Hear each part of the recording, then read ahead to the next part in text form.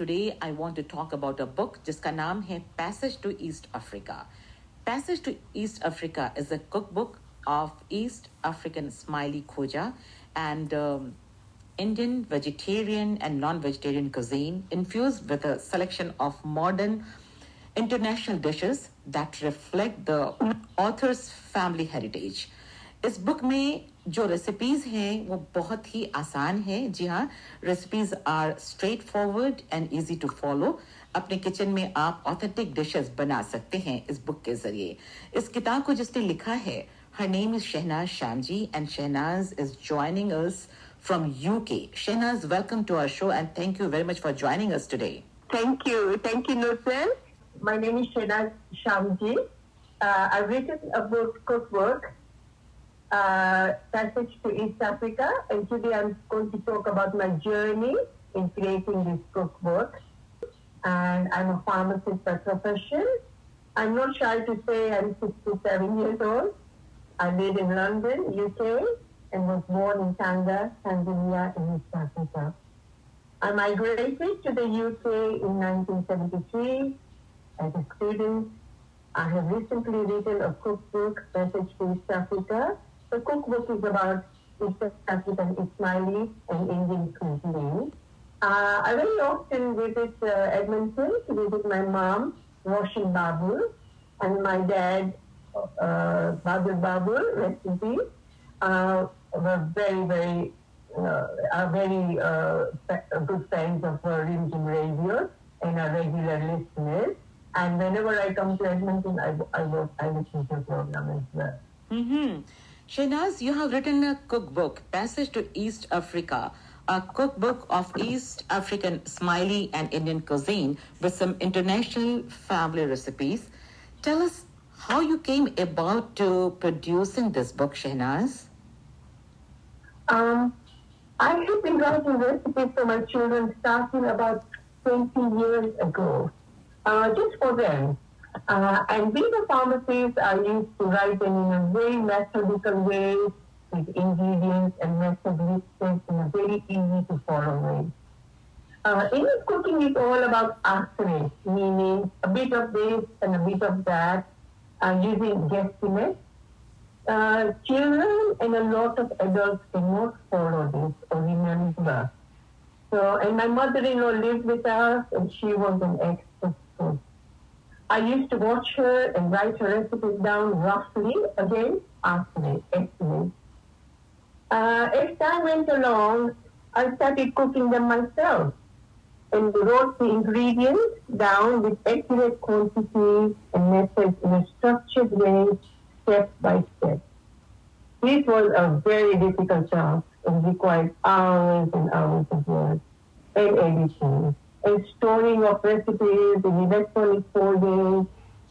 I wrote them down in a very user-friendly way, so even newcomers or novices or new cooks could follow them. Especially this was meant for my children. Okay. As time went along, 15 years went by, and my family and friends persuaded me to make a cookbook. And these recipes were of treasured Ismaili, East African, and Indian cuisine. I naively agreed to do it. Had I known how hard it would have been, I would have never done it. It was a lot of work. Mm-hmm. I understand. Sometimes it's good not to know what's coming. Then you do it, and then when you're halfway, you have to finish it. What I thought would take 2 years to make the book ended up 5 years. Not being an author, and especially not being a cookbook author, the whole project was bewildering. But with the help of my dear husband Amin, who was also my assistant chef, my daughter Alia, friend Famida, and my son Nadim, we managed to complete the project. My special thanks to my son Nadim, who spent every weekend for 5 years helping me create this book to such a high level. It was exhausting, but we were focused. We both have a passion for creativity, and we made sure that this was a different cookbook because it's got a very strong creative and artistic touch to it. We had to look for a photographer, a graphic designer, a marketing team had to be chosen, and it's not easy task to find someone. I had to inquire, interview, and see the work and work out costings because that also comes into it before we could go ahead. Luckily, I managed to find the whole team. They were excellent, and we finally managed to finish the project. And this book was launched on Khushali Day, 13th December 2023 at my home with my family and friends. And it was a really joyous occasion and celebration time. So, how would you explain East African Smiley and Indian cooking, Shenaz? Okay. East African Ismaili and Indian cooking is a marriage of Indian vegetarian and non-vegetarian cuisine with Swahili, African, and some Arab cooking. Historically, our ancestors migrated from the west side of India, from Gujarat, Kutch, Punjab, etc. And they made the journeys in the late 1800s to 1900s in dhows, etc. And the journeys were sometimes very dangerous. Some even died on their way. This was for a better life. I have included in my book a brief history of my own ancestors and of my husband's ancestors too. These stories are very similar to the rest of East African Asians, and I get told how they can relate to these stories. When the Asians arrived in East Africa, they had brought with them their own cuisine. But as time went along, they started incorporating the local ingredients into their own cooking. And as a result, created a fusion cooking quite unique to East African Asians. It was a creation of a new cuisine. The local staple food available was mogo or cassava, makai or corn, ugali or cornmeal, lots of coconut, peanuts, fish, prawns, marage or kidney beans, rajma we call it, parazi or pigeon peas, matoke, green bananas. So dishes such as kukupaka, which is chicken in coconut sauce, makate mayai, mincemeat curry with baked eggs, Arabian style like shakshuka, meat or chicken muchias, dumplings with coconut sauce, matoke, green bananas with meat and coconut cream, and matoke with green bananas with peanut sauce, and various versions of mogo, cassava like fried, boiled, with chicken in coconut sauce, with masala sauce, grilled, with kidney beans, with corn, with peanuts and corn with coconut cream. They are all East African creations. You won't find them anywhere else in the world. And a lot of Ismailis, because they eat meat, a lot of this cuisine was also non-vegetarian. So it's very unique cuisine that was created. And what was very unique in my married household is that my husband is Ugandan Asian, I am Tanzanian Asian. And even within this country in East Africa, there was regional variation. People, the Kenya and Tanzanian borders on the coast, so we used to get a lot of coconut there. So a lot of dishes use coconut in it, like kidney beans, matoke, kukupaka. When the Ugandans didn't have the coastal strip, they were mainland, so they used to have a lot of peanuts. And the same dish, like mogo, matoke, sweet corn, they would put peanuts, crushed peanuts in it. So in this book, I also have the bonus of having the Ugandan style, the Tanzanian style, and I make these differences noticeable. Wow, very interesting. Very interesting. Okay, what is so different? What is so different and special about your cookbook, Passage to East Africa, and why do you think people should buy your book? The book, the reason I would say this book is different and special it contains over 250 recipes. I see. Most cookery books contain about 100 to 150 recipes. So this book is like equivalent to 2 volumes in one. It's a very comprehensive book containing almost everything in one book, and I call it the one-stop cookbook. I think with internet recipes, it's a little bit, you can get a little extract, you can get a bit lost because they're all over. And sometimes it's very hard to find your authentic recipes, and this book actually contains all in one book. The beauty of this book is it has 94% of food photographs, which is very unique, as not all books have such high volumes of photographs because it's a lot of work and very costly to get photographs in a book. And I am a very visual person myself, and I feel food should be enticing you, calling you that cook me, eat me, and it should tempt you. So, and it should be very pleasing to the eye. And actually, I have a lot of English friends, and or anybody that haven't cooked these dishes, but they don't know what the end product should look like. So they always tell me, Shenaz, it's so nice to have a photograph at the end of the book to know that I have done the correct cooking, Another thing is it's got 60%, over 60% recipes are vegetarian. So even though there's a lot of meat that is vegetarian, the vegetarian actually there is vegan, is vegan, but under the vegetarian section, most of them are vegans. And I think the methodology, the ingredients that I've listed, it's done in a very systematic way, very easy to follow, and I'm getting a lot of positive feedbacks about it.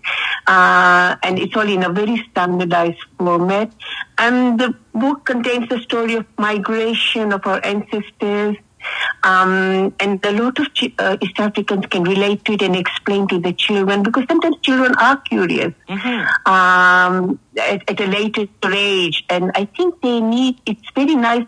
And a lot of friends tell me that it's so easy to just ask them, okay, read this, and this will explain to you where we come from, where your ancestry comes from, especially in the West. And it's a very attractive book inside and outside. It's got a creative touch. Even if you don't cook, it's a lovely coffee table book, perfect for gifts for Kushali, Christmas, birthdays, Nowruz.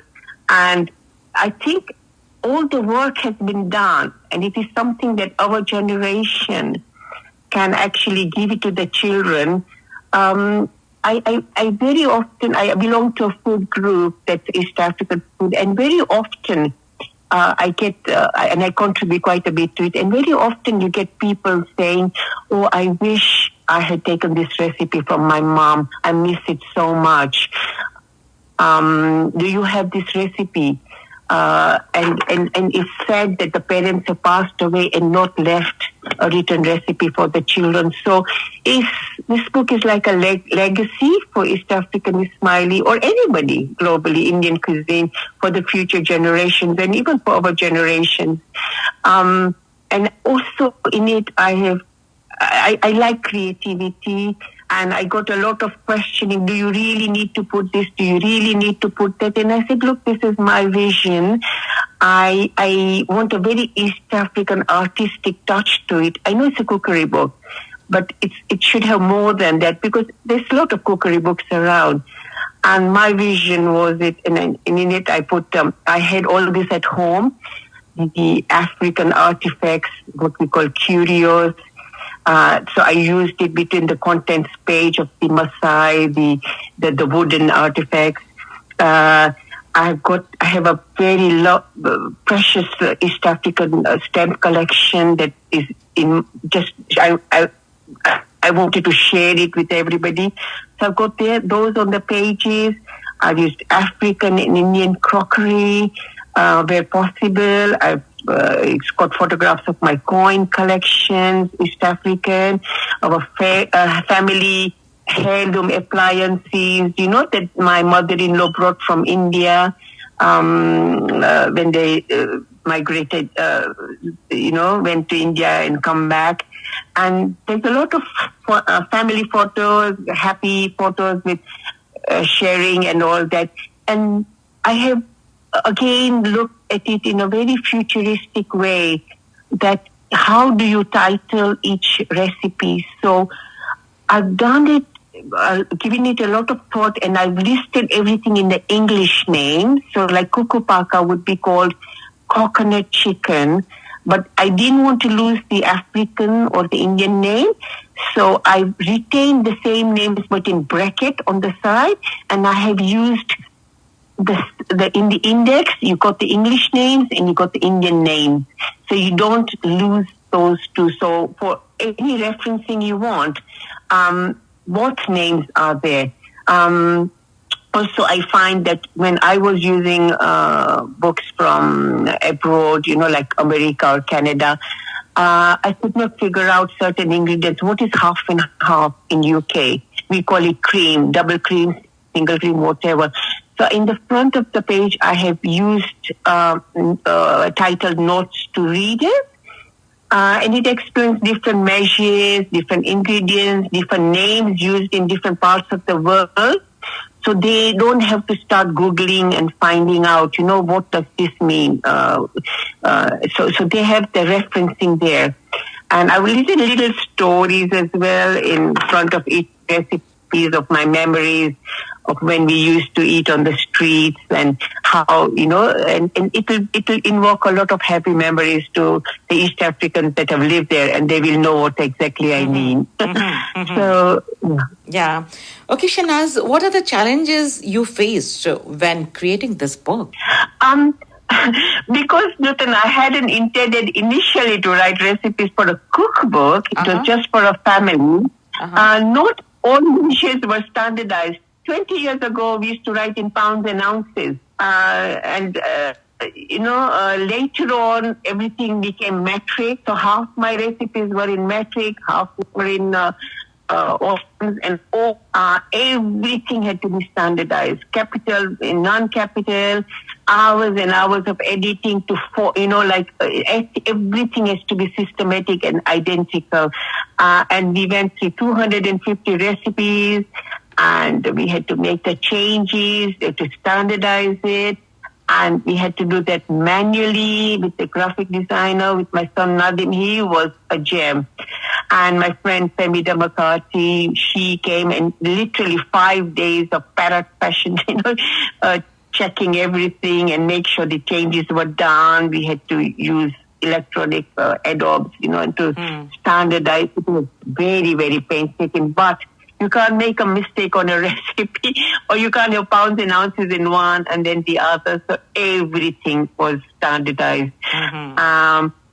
And that, again, like I said before, we put everything was then put in English names and then in Indian names. And luckily, I speak Hindi and Gujarati both, so I knew exactly what the Punjabi name would be or what the Hindi name would be. So dal makhni, I would call urad dal curry with cream. Then in Gujarati I would say urad misak, and in Hindi I would say dal makhni, So it's good to have that referencing. Another big challenge I had, Nutan, was so painful. As I was cooking, I used to take photographs. So I took 200 photographs of the dishes that I was cooking on my mobile phone, and all the photos were rejected as they were not a professional standard and not of very low definition. I was told to recook everything and get the photos taken by professional photographers, and I was devastated, and I cried, and I said, I can't cook 200 recipes again. I know. I just managed to lose some weight, and I said, you're not going to make me cook 200 dishes again. Then finally I agreed, and I had to look for a professional photographer, and I agreed, and it took 5 sessions with 40 dishes each time over 4 hours, and the photographer photographer Joe was fantastic, and I teamed up with him by placing each dish in an appropriate crockery because I wanted to get the right crockery as well. So I was one of the biggest purchasers at charity shops looking for this crockery that was appropriate. But somehow we managed, and you will see from the book, Joe's done a marvelous job. You know, the photographs are very, very nicely done. Another challenge we had, Nutan, was it's a completely new game to us. We didn't know how to sell it, where do you sell it. So after a lot of research and pricing and all that, we decided it was better to go with Amazon. Making one volume of book, one volume would be less profit, but I said I'm not worried because passion will take over profit. And I wanted it in one book, and we decided to go with Amazon. Again, for me, the costing wise, I don't make a lot, but I just wanted it to be available. Easy available. Okay. I was going to ask you कि कहाँ से मिलेगा? Since you speak Punjabi, Gujarati, Hindi, I must tell you that this book is very, very interesting. क्योंकि मैं किताब पढ़ रही थी, देख रही थी, मुझे इतना अच्छा लगा. तो I'm seriously, I'm telling you कि जब किसी को खाना बनाना नहीं मालूम है, वो भी अगर इसको पढ़ेंगे तो खाना बना लेंगे. बताइए शहनाज की किताब लोग कहाँ से खरीद सकते हैं और कैसे? ये किताब अमेज़न में मिलते हैं. अमेज़न आप कनाडा में तो amazon.ca में मिलते हैं. सो हार्ड बैक का थोड़ा प्रॉब्लम है, अभी थोड़ा डिले होता है, लेकिन सॉफ्ट कॉपी 2-3 days में आ जाते हैं. तो amazon.ca, in Canada. Okay. And obviously Amazon is all UK would be different. So आपको कनाडा में amazon.ca में मिलेगा. And is there any website कोई किसी को जाना हो उसके बारे में जानना हो तो do you have any website? तो मेरी वेबसाइट भी है. It's called Passage to East Africa by Shenaz Shamji, Shamji. Passage to East Africa Cookbook by Shenaz Shamji is the website. Also YouTube में मेरी कुकिंग की रेसिपीज आती है ने. अभी तक I think there's a few and more is coming. Okay. So YouTube again, Passage to East Africa by Shenaz Shamji. Passage to East Africa Cookbook by Shenaz Shamji. Okay, very good. Cookbook, आप नहीं डालते Passage to East Africa by Shenaz Shamji is enough. Okay. So nice talking to you, Shenaz. Any message for our listeners? My message to the listeners is that Passage to East Africa is a very unique, smiley East African cookbook with an Indian cuisine, and not only has it got recipes, but it has a lot of other things that will give you a really East African feeling, with lots of nostalgia and artifacts, etc. And it's available on amazon.ca. Thank you, Shenaz. Thank you very much for your time and wish you all the best. Thank you, Nutan, for inviting me, and thank you very much to Spice Radio and Radio Rimjim for letting me speak to you all. It was an absolute pleasure talking to you, Nutan. मेरा एक सुपना भी क्या मेरा अपना condor panorama ridge area which